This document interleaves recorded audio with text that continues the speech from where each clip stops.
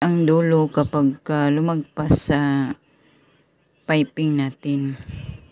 Pagkatapos siya sunugin, yung piping, i-attach na natin para protection din sa mga tela na masakit. Hindi siya makakatusok sa balat, lalo na sa kilikili kasi manipis yung balat natin sa kilikili. Yan, malinis yung armhole kapag may piping siya. Ito na yung finished product.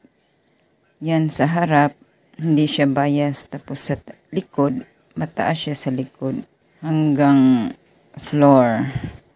Tapos yung sleeves, ganyan siya ang pag-ayos sa sleeves. Para lang siyang Maria Clara din, Pilipiniana nga sleeves. Hanggang sa susunod, maraming salamat. God bless.